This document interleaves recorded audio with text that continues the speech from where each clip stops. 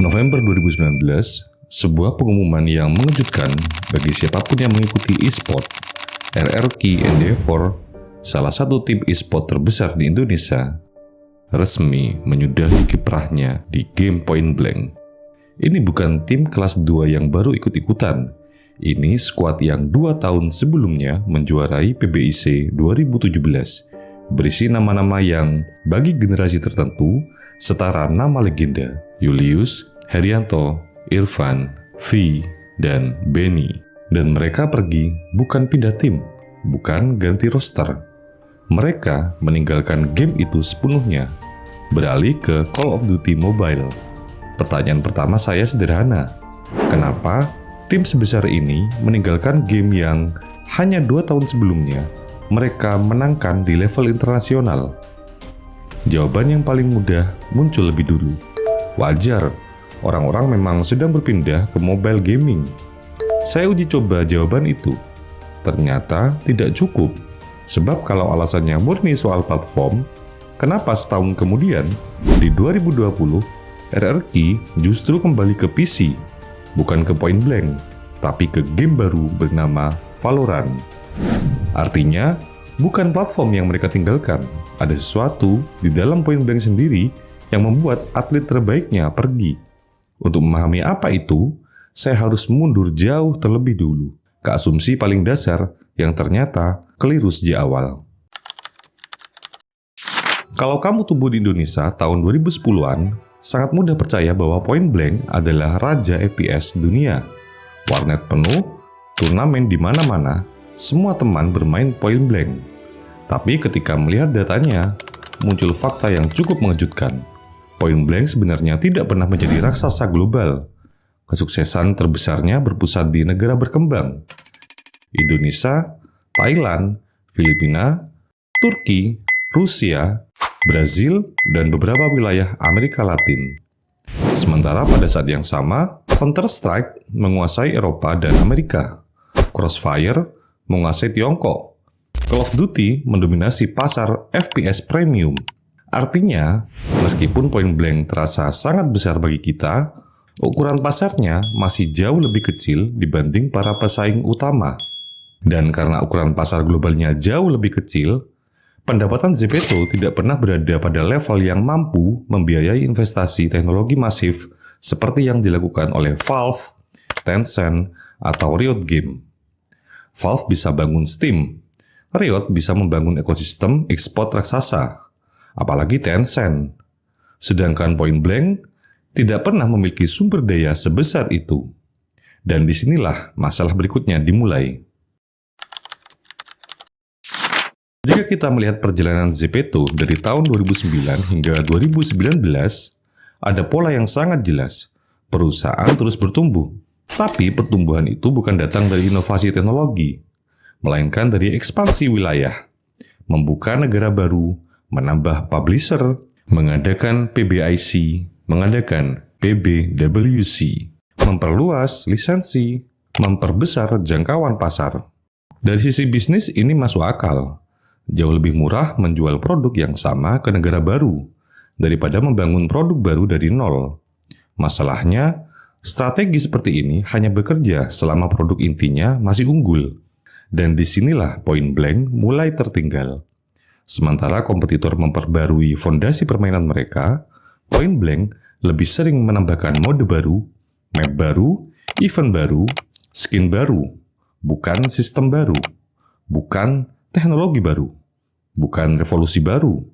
Dari luar terlihat berkembang, tetapi fondasi di bawahnya perlahan menua, dan suatu hari umur fondasi itu mulai terlihat.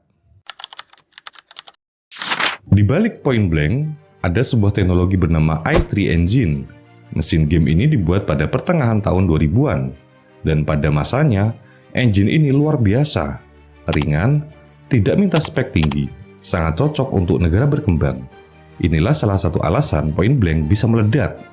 Tapi teknologi punya umur, dan ketika industri FPS mulai bergerak ke arah server modern, arsitektur jaringan yang lebih presisi, dan sistem anti-cheat yang lebih kompleks, Point Blank masih membawa fondasi lama.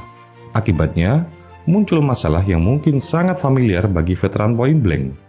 Sudah sembunyi di balik tembok, tapi tetap mati. Sudah jelas headshot, tapi tidak dihitung. Tiba-tiba mati oleh satu peluru, padahal sebenarnya menerima rentetan tembakan sekaligus. Sistemnya ngebug, server lemot. Semua itu bukan sekedar perasaan bermain, melainkan gejala dari arsitektur lama yang mulai kesulitan mengikuti standar FPS modern.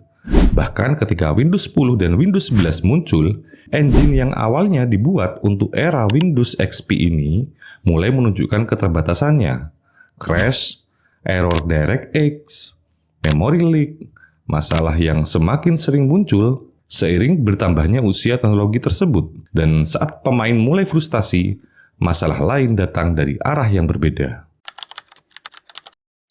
Ini bagian yang paling sensitif, karena banyak pemain lama masih sangat mencintai gameplay Point Blank. Dan memang benar, sensasi menembaknya masih terasa memuaskan. Tetapi, FPS modern tidak hanya dinilai dari gameplay, ia juga dinilai dari fair play. Dan disinilah Point Blank mulai kehilangan kepercayaan banyak pemain. Selama bertahun-tahun, Point Blank mempertahankan model bisnis yang memberikan keuntungan nyata kepada pemain yang membayar. Peluru lebih kuat, reload lebih cepat, senjata lebih OP, karakter dengan nyawa lebih tinggi, armor yang lebih tebal. Di era sekarang, mode seperti ini hampir dianggap dosa besar dalam game kompetitif. Karena kemenangan tidak lagi ditentukan oleh skill, sebagian mulai ditentukan isi dompet. Situasi diperparah oleh budaya makromos yang semakin meluas. Bagi pemain baru, masuk ke lobby Point Blank sering terasa seperti memasuki arena yang tidak setara sejak awal. Dan ketika pemain mulai mencari alternatif, mereka menemukan sesuatu yang berbeda. Valorant, Counter-Strike, game yang menjual skin bukan keunggulan statistik. Dan perlahan, perpindahan pemain mulai terjadi. Banyak orang mengatakan smartphone membunuh Point Blank. Tapi semakin dalam kita melihat datanya, semakin sulit menyalahkan mobile game sepenuhnya. Karena pasar game PC kompetitif ternyata tidak mati. Buktinya ada di depan mata. Valorant justru tumbuh. Counter-Strike tetap hidup. Turnamen FPS masih ramai. Warnet modern masih jalan. Jadi kalau pasar FPS PC masih ada, mengapa Point Blank yang tertinggal? Jawabannya mungkin terlihat saat para pemain profesional mulai pergi. Tahun 2019, RRQ Endeavor, salah satu tim Point Blank paling legendaris di Indonesia, resmi meninggalkan skena Point Blank. Lalu, satu persatu organisasi lain mengikuti. Sponsor mulai menghilang, penonton mulai berkurang. Talenta terbaik berpindah ke game lain. Dan ketika para pemain profesional pergi, mereka membawa sesuatu yang jauh lebih penting daripada trofi. Mereka membawa perhatian publik. Karena dalam game kompetitif, e-sport bukan sekedar hiburan. E-sport adalah tanda kehidupan. Dan ketika tanda kehidupan itu mulai hilang, perlahan komunitas ikut menyusut. Jadi, apakah Point Blank gagal karena mobile? Sebagian mungkin, tapi itu bukan penyebab utamanya. Point Blank sebenarnya kalah karena masalah yang jauh lebih mendasar. Pasarnya tidak pernah sebesar yang kita kira. Teknologinya menua. Inovasinya melambat. Model bisnisnya mulai ditinggalkan zaman. Dan ketika generasi baru FPS yang lebih bervariasi muncul, Point Blank tidak memiliki cukup ruang untuk mengejar ketertinggalannya. Ironisnya, justru karena Point Blank pernah begitu besar di Indonesia, banyak dari kita tidak menyadari kemundurannya sampai semuanya terlambat. Namun, terlepas dari semua itu, bagi jutaan pemain Indonesia, Point Blank tetap memiliki satu hal yang tidak bisa diambil oleh waktu.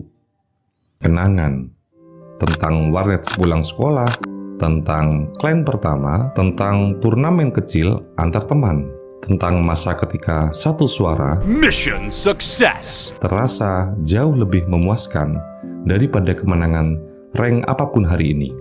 Dan mungkin itulah alasan mengapa kita masih membicarakannya sampai sekarang.